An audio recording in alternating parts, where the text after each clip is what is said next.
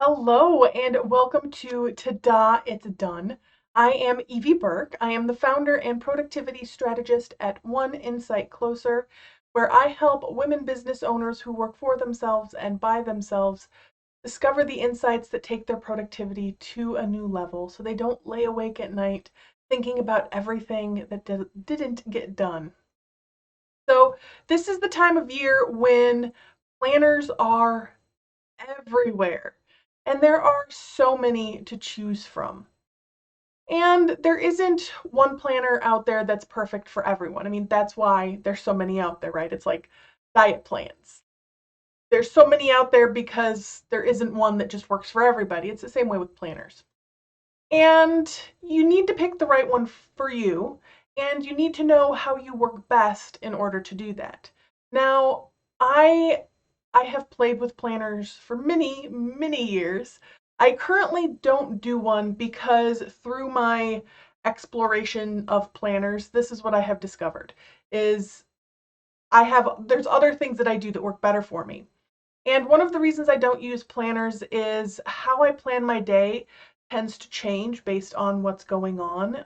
If I have a lot of meetings, then it's a short list of just here's some things I need to get done in between the meetings.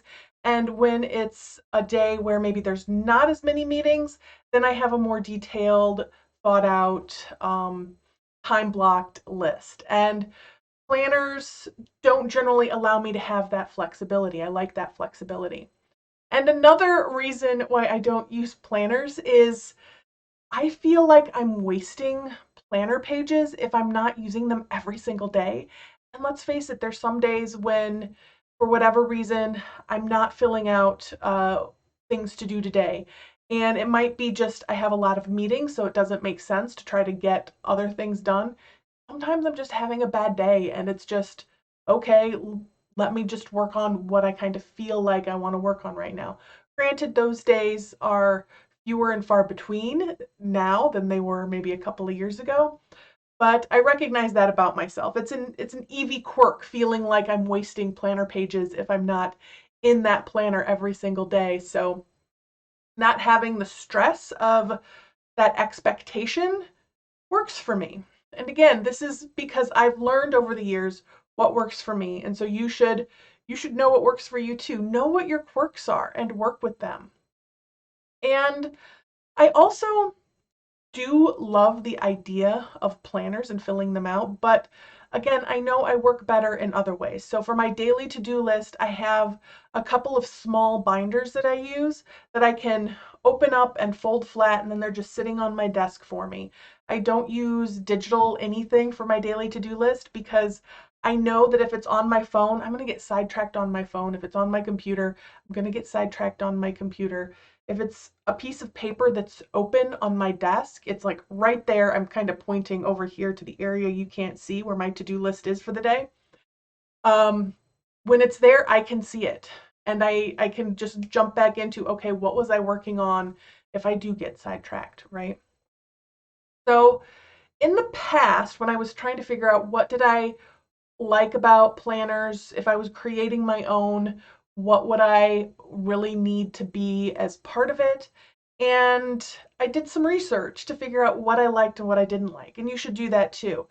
So, one of the things I did several years ago now was I went to a couple of different stores. I think I went to a Staples and maybe a Target and someplace else.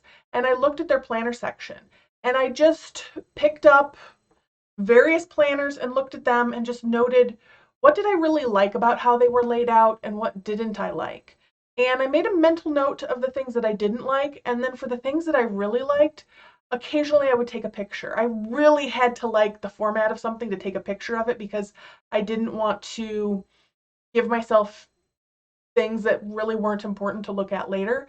But when I really liked the format of something, I would take a picture of it so that I could use that as I was forming, what mine would look like.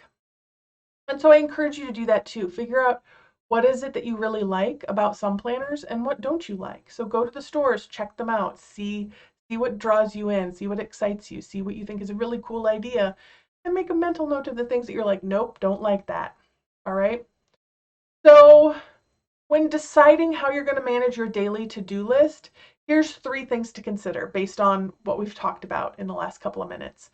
One is, do you want your to-do list to be open or closed? And this is really important because some planners are going to be bound in such a way that it's very difficult to just leave them open. They're going to want to close. So you need to know what works best for you.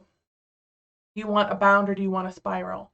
The second question is, what are some of your favorite planner features?